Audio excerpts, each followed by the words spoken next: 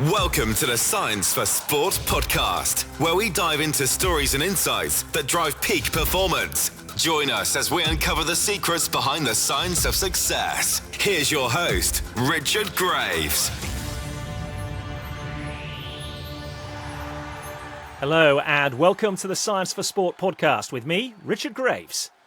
Well, as attention begins to turn towards the prospect of warm, sultry summer weather, so too for cricket fans, it's a thought of an action-packed summer with the England men's team facing series against the West Indies, India and South Africa. Joining me on today's show is Sophie Smith-Moore, the England men's pathway physiotherapist and disability cricket medical services lead, as we discuss what it takes to keep a cricketer healthy, fit and on the field, whilst trying to optimise their potential, and how those methods change depending on the individuals and the teams concerned. Well, let's hear from her now. Unlocking sports science to push the limits of human potential. This is the Science for Sport podcast. Sophie, welcome along to the show. It's great to have you on this week. Good morning. Yeah, thank you very much, Richard. Now, your official title, and it's a good one, England men's pathway physiotherapist and disability cricket medical services lead. I think I've got that just about right. I know previously you've worked with Yorkshire Rugby and Team GB boxing as well. How have you come to this position? And for those that aren't familiar, give them a brief history of your career. Yeah, so it was Yorkshire Cricket actually, Richard, not Yorkshire Rugby. Well, it was Yorkshire Rugby as well. Stand corrected. Yeah. So I guess a really brief overview. I graduated 2011 from Northumbria. I had no real ambitions probably of working within sport, but there was no NHS jobs at the time, which I know was a common thing for a lot of people that were graduating then. Got a role in private practice, little bit of sport on the side, at my local rugby club, just volunteering, and that snowballed really into county level rugby, England women's, north of England women's rugby. I got a very brief internship at Yorkshire Carnegie that was down in Kirkstall. I'd driven past there lots of times thinking I want to work there. Got an internship there, and then the boxing job was advertised, and I interviewed for that, and I'd sort of worked by myself before then and had to really outsource and reach out into the local community really with other physios to try and build a bit of a network for myself. And got the boxing job, and I was hooked. I just thought, working in elite sport, I was there for 8.5 years. I probably stayed too long in hindsight, and I think I stayed for the people that I worked with, the staff, the athletes. Working in Olympic sport, it's that sort of, you work in cycles, so you get a year into it and then you're 2 years and you think, well, we've only got a couple of years till the next Olympics. Little bit burnt out after that, quite heavy travel. Do you get bitten by the Olympic bug along the way?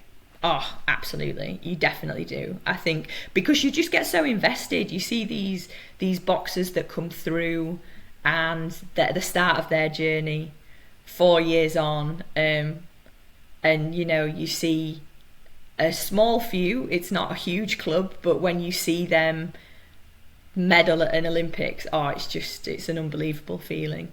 But very travel heavy, and I felt a little bit burnt out with physio. Thought I might be done with physio. I think that's probably quite a common picture for a lot of practitioners. And then sidestepped into Yorkshire Cricket, which never been a cricket fan, I'll be honest. I'll hold my hands up to that, even though I've driven past that stadium in Headingley many, many times. And actually what I needed was a change, and Yorkshire as a club, the players, the coaches, just like unbelievable. Had a great 2 years there, and then this role with the ECB and the pathway and disability came up, and I wouldn't have got this without that role at Yorkshire. And now I'm in cricket. I don't think there's another sport for me now. Well, it's interesting you say that, because the obvious question I would have then is, How different is it working in different sporting spheres, and how do you make that transition from starting out with under-20s rugby to boxing and then to this role you have in cricket? I think some people see it as almost like not being from the sport. I think certain people and maybe some coaches see it as a negative, but I actually think coming in with your eyes and ears open into a sport gives you a real opportunity to ask the silly questions that maybe other people don't want to ask. I think you look at it with a really wide lens because you're curious, so you've got to get to know the sport. I mean, I remember first being in Sheffield watching the boys train, sort of they were sparring and with boxing, and I remember thinking, I haven't got a clue what I'm watching here. And I think you just spend time immersing yourself in the sport. I mean, you inevitably become a fan. I think you can't. I don't think there's many people that work in sport that probably don't then become a bit of a fan themselves. And then really, I think once you start to understand the sport, the principles ultimately they're the same. You know, it's around return to play, the demands of the sport, utilising connections with coaches, because ultimately they all existed before science and medicine did, and that's the same. I think actually there's a lot of crossover with boxing and with cricket, hugely historical sports that, you know, existed for many, many years before science and medicine steamrolled in. So I think there's humongous sort of information that you get from coaches and from players, and it's our job, we just fill in the gaps, really. Can it actually be a benefit then if you come into a sport with fresh eyes, not necessarily knowing the ins and outs that people that play the game, do the sport week in, week out, do so? Does it give you an advantage when you're trying to diagnose medical issues and then treat them? Yeah, I think sometimes people sometimes can be guilty of when they've only worked in sport, in that certain sport, say if you've spent your whole career in cricket or boxing or rugby, anything really. I think there's naturally, when you've had that role for a while, you almost can maybe become a little bit complacent with your diagnosis and, you know, your assessments, because you think you've seen it, and actually it could be something else. It can always be something else. So maybe having that freshness and the curiosity and the ability to ask the questions around what's in front of you. You know, when we came into Yorkshire, the science and medicine team actually predominantly were made up of people that weren't from cricket. And I think, you know, we had some really good success around return to plays and rehab, and almost like but working with the coaches maybe to try different things as well. Because when you ask, why is it that you do it that way? Quite often they won't be able to say why as well. It's just the way that we've done it for years.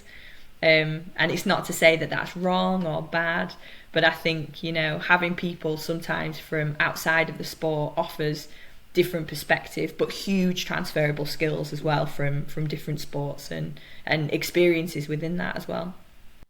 I love that phrase. This is the way we've done it for years. And this is where science in sports and old-fashioned methodology, I guess, lock horns a little bit. And it must provide a fine balancing act for you and the team as well, because clearly on one hand, we've got all this data, the analytics that give us a greater insight than we've ever had into an individual athlete, their ability and potential. On the other hand, cricket, especially, I guess, if you're a fast bowler, has very vigorous physical demands. So how easy is it to find that balance between ensuring that the cricketer can be the best version of themselves and also keeping them on the field of play at the same time? Yeah, I think, like you mentioned, data. I think data is a part of it. It's something that... a bit like, so physio-wise, we use objective markers, tools that we can measure things like strength, joint ranges, all that kind of stuff. But again, it's just a part of the picture. So I think there's an element where you need to know your player. Again, it's the demands of the sport. obviously workloads around cricket, where it's an important topic. It becomes a bit of a buzzword because it is the thing that ultimately we measure. But then there are so many other factors that contribute to keeping that player fit from a nutritional point of view, from a lifestyle, where are they at from a mental health point of view, psychological support, all that sort of stuff. I think we hook onto workloads because it's ultimately the thing that we measure very readily. But I think sometimes we overlook those other factors. And I think, again, data is a tiny part of that creates a picture, but also from a physio point of view, the subjective history of what that player tells you often gives you the answers within that as well. I think it's just a skill that you have to listen to what they're actually telling you as well, because quite often the answers are in there.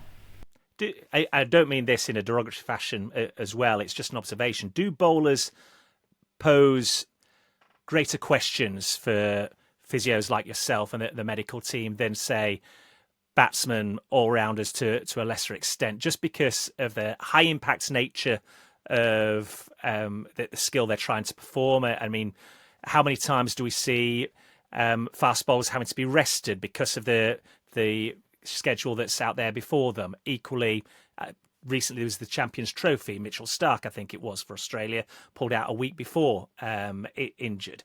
So from your perspective, is it a different set of circumstances you're dealing with, and does it pose greater questions that you have to solve? Yeah, I think working with fast bowlers, I mean, especially if, within the pathway as well, I think you've got growing players that are still, they're not fully developed, they're not adults yet, really. And I think you've got all of those, like I mentioned before, those other factors that are at play. Fast bowlers and injuries with fast bowlers, there's an emotiveness, if that's a word, around when a bowler's injured. Ultimately, I would say that games are won with your bowlers, so they're almost essential players that we need to keep fit. Naturally, there's an element of pressure and pressure in terms of keeping them available, and that's at any age. And it's collaborative, though. I think this is the thing, it often falls with science and medicine. Straight away someone's injured and those conversations is straight away to the science and med team. And actually something that I think we do really well in the pathway, especially with the young lions, is that we discuss it as a team. So it's the coaches, bowling coaches, and we talk about workloads, training history. We really try and tailor, and it is a work in progress because we work from tour to tour, so you've only really got one bite of the cherry until the summer, and then we do it again in the winter.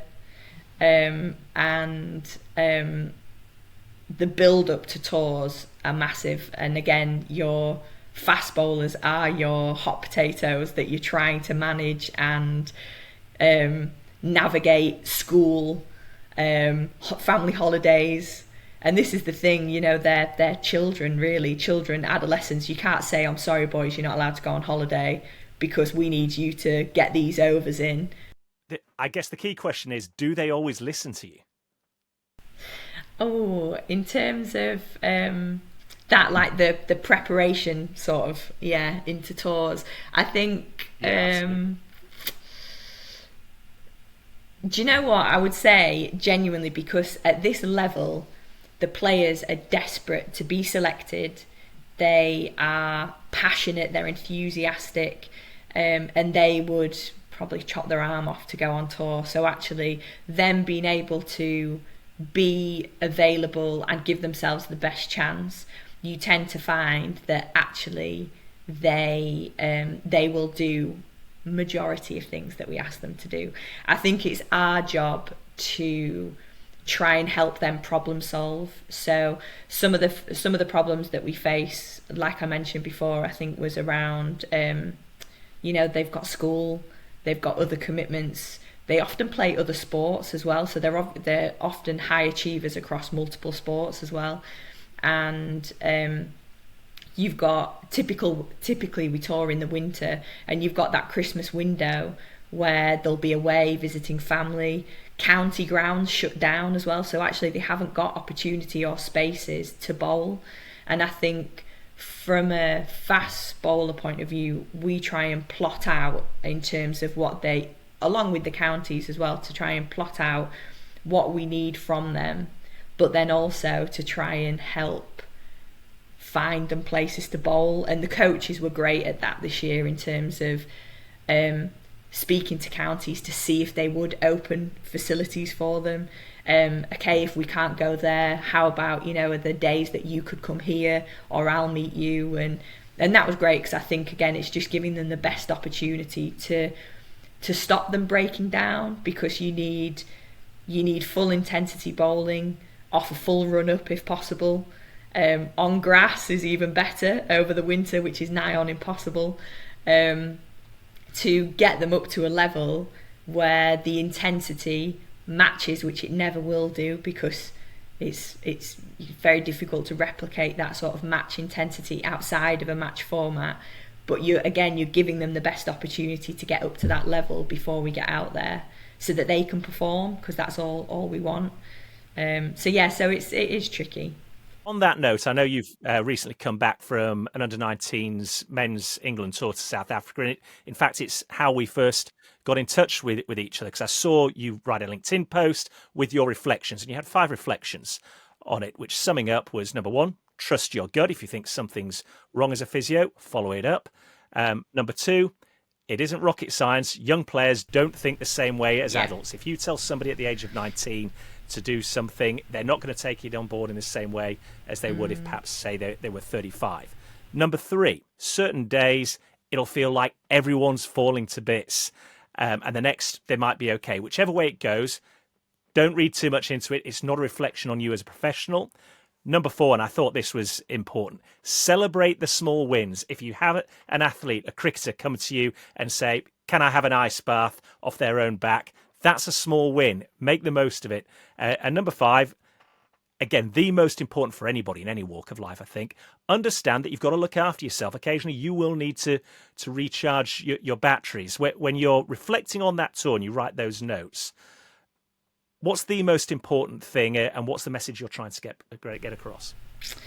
I think, the most important one out of that 5. I think he's probably number 5, to be honest. It was the last point, which I think, like, you look after yourself. Yeah, and that's you see that so much in sport, where I think physios and S&Cs, nutritionists, coaches in particular, their tank is very much empty for most of the days, because they give all of their energy to trying to inspire and coach and get the best out of these players. And I think not being able to operate at your best. So it might be little things like you miss lunch because a player has asked to be reviewed. You will have dinner really late, or it's the small things that actually add up to the fact that you're then not able to be fueled, be well rested. Almost at the compromise of everything else then. And the knock-on effect of that is your mood, your sort of general demeanour, sense of, for me, I'm thinking in particular for me, that my tells are my sense of humour disappears. I'll be grumpy, short, I'll wear it on my face. You'll just be able to see. It'll be a big stay away. And I think ultimately then you can't operate well as a practitioner or a person. And I think tours are long, so you need to find ways and understand, what do you personally need to recharge your batteries. And everyone is so different. Some it's exercise, social, going for a coffee, piece of cake. You might regenerate in a group from other people. You might actually be somebody who recharges solo, that you need a bit of time, find some nature. I really like, I'm lucky where I live, it's very green, and actually I struggle sometimes if we are in a city. I kind of need green space to be able to sort of feel, okay, I feel a little bit more chill now. And just that little bit of headspace, I think, allows you to reflect, process the things that have happened, because it might be one of those days that it feels like everybody's falling to bits. And I think when you're a best version of yourself, it allows you to be more rational, clinical reason better, be less emotional about it. So I'd say that that's the biggest one for me. And actually that whole article, if you call it an article, it was more, I was on the plane home and it had been a really interesting 2 tours, with lots of things that had happened, as in every sports tour really. And I think you've got that time when it's just you on the plane and you've got your headphones in and you're sort of on the home straight, you're a few hours away from landing in Heathrow, and I thought it's a really nice time just to reflect on it and make sense of it. And I think as sports science we're programmed to reflect, and again, like I mentioned before, we go from tour to tour. So I think being able to debrief and make learnings from those opportunities to take into the next one is really important. So actually it helped me a lot personally writing that, because you think, actually, I have really enjoyed it. Sometimes it felt heavy, but I think that's just sport. Some days it can feel absolutely catastrophic and everyone's dropping to bits. Illness, boys are unavailable because they're ill. And then the next day, everyone's just all right. They've woken up, they've had a good breakfast, and everyone's just cracking on. And you're thinking, actually, we're doing an all right job. What's all the fuss about, hey? That's it, exactly. But it's a roller coaster. I think after, I think any physio or S&C will tell you that after 3 or 4 weeks on the road, your head is absolutely spinning, because those days can come thick and fast. Yeah, for sure. Now, as we touched upon right at the start, of course, your remit expands far wider than just the England men's under-19s. Two areas that are seeing phenomenal growth at the moment: women's cricket and disability cricket. If we take a look at the female game to start with, I know we were speaking to Tom May from Catapult on this podcast a few weeks back, and he was saying, in terms of football, their data analytics are showing a lot of ACL injuries in the women's game. When you look at cricket, is there anything that stands out, trends that, because as you touched upon, no 2 people are the same, and obviously biologically, as much as anything else, men and women are different as well. So how does that alter your approach? I can only really put those attributes into the men's pathway, because I have worked with women and women's sport before, but I've predominantly worked in men's sport. But I think sort of investigating into trends, I think that's where you have to almost zoom out a little bit. And I think the data's great, knowing data is very good, but you also need to know your players, whether that's men or women, the demands of the sport, all those other external factors, energy availability, do they eat enough to cope with the demands of the game, workloads, training history. I think it's unbelievable that women's sport is on the rise, and you've got England women's now where they are, but from a training history point of view, they're not. It's not comparable to the men, because they've not had the opportunity to play since they were little. And I think, that's a factor that ultimately that gap will raise up at some point. But I think, some of the issues may be from that, in terms of psychological support, from a health and well-being, strength, this almost what they've got going on in life, whether they at school, family commitments, all of those other things that ultimately eat into that energy that we're asking them to put into cricket is huge. So I think it's really tricky. And again, science and medicine, we like to measure, we like to be objective. I don't think you like definitives, don't you? Essentially, we loved. But then I think we get frustrated with the ambiguity of all these other internal, intrinsic factors as well that actually we can't necessarily measure, but we should be looking into and considering, and that's for men and women in cricket and any sport, I think. And does the same philosophy apply to the disability game as well, or is that again something that you have to adapt and adjust to when you're dealing with athletes in the disability cricket sphere? Yeah, I mean, gosh, disability, no one player is the same. They may have played from an early age, they may have just got into the sport because they've recently seen that disability cricket is something that's accessible to them and they're eligible to play. I think that's where it has to be holistic, because you've got players that are generally older, an older demographic. A lot of them will work still.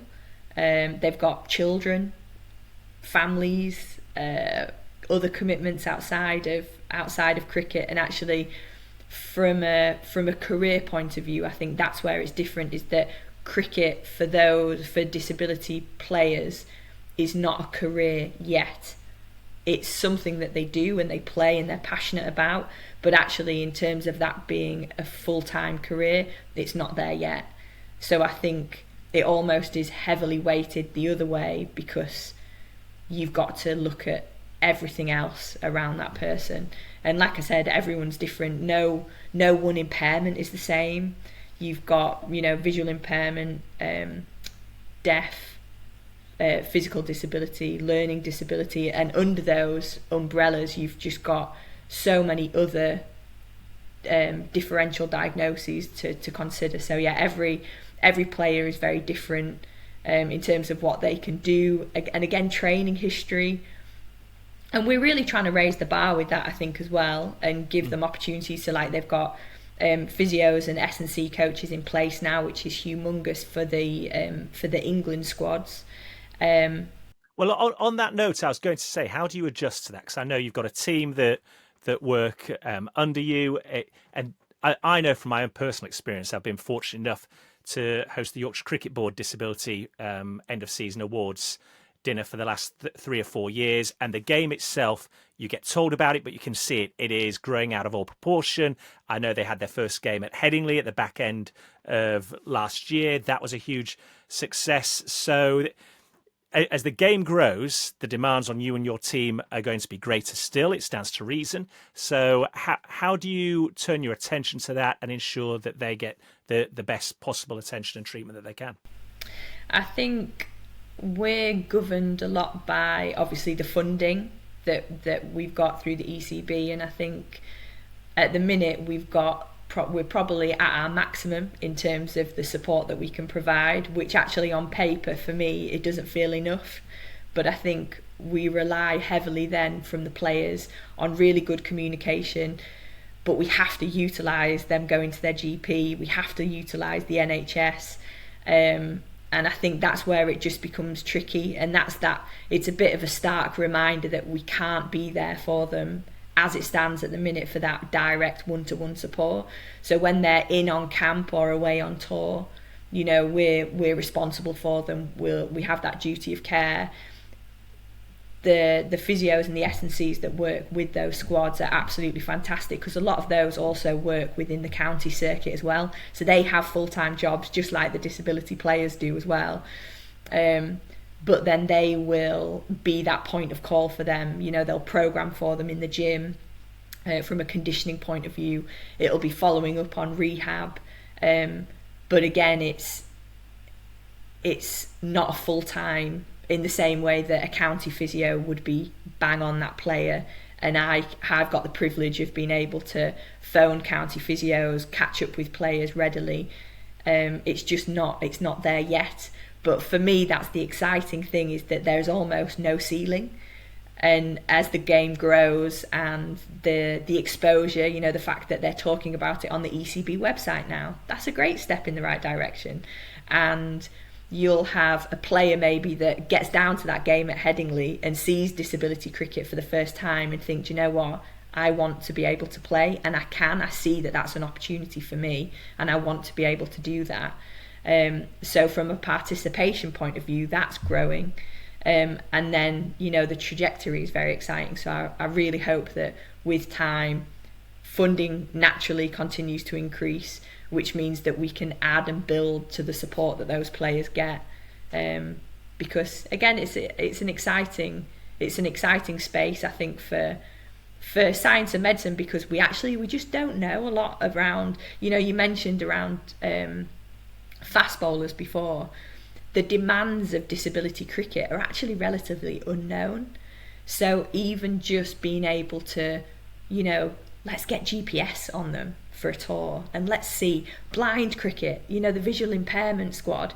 We have no idea what the demands of that sport look like, but it's exciting to know that that's a possibility for us, you know, to work, to hopefully, this is my plan, to hopefully work with a university to be able to look into that and shape the care and support that they get based on, just like you would in county or domestic cricket, the demands of the sport. So yeah, it's a really exciting place to be, I think. Yeah, absolutely. And the great thing is, just in hearing you talk about it, the enthusiasm shines through, which is absolutely fantastic. Listen, Sophie, the summer is just about upon us. What does it look like for you going forward? Yeah, really good. It's so it's quiet at the minute, which is lovely, because you almost get to sit back now and watch some of the young Lions players in particular, you know, start on either their first season at their counties as a pro, so you can kind of see them and hopefully, you know, see them have a fantastic season. We've got in sort of like middle to the end of June, we've got a 4-week home series, which is fantastic. So we'll get all the young Lions players back together. September, I think we've got a 2-week ODI series, again a home series, which is great.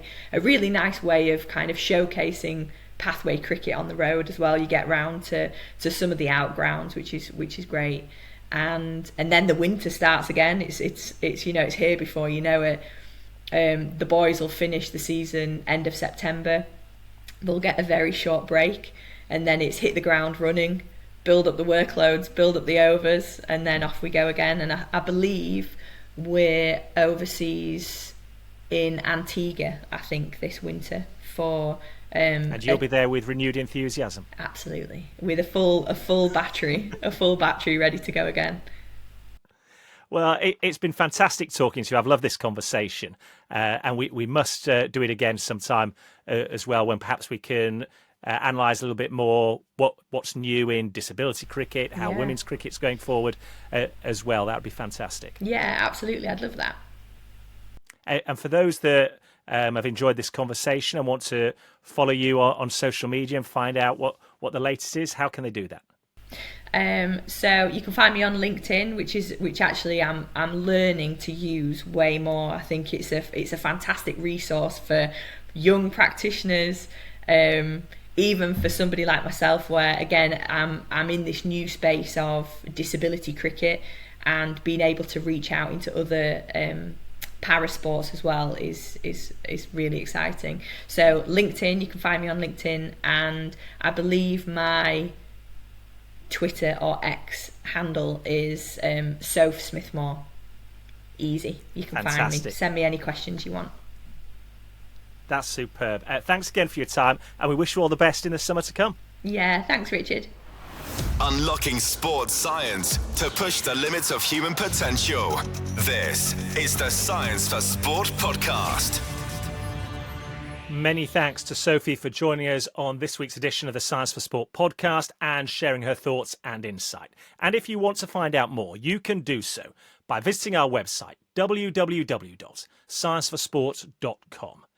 And if you've enjoyed this episode, then please do feel free to share it with a coach, a colleague, an athlete or a friend. As I always mention at this juncture, the more downloads we can get, the easier it becomes for us to attract top-name athletes or professionals such as Sophie leading the way in their profession. Well, that's just about all from me for this week. Many thanks for tuning in and listening, and I look forward to the next time we get together and talk again on the Science for Sport podcast. Subscribe to the Science for Sport podcast now, wherever you listen to your podcasts. For more insights, resources, and to join the Academy, visit scienceforsport.com and connect with us on social media by searching for @ScienceForSport. Thanks for listening, and we'll see you next time.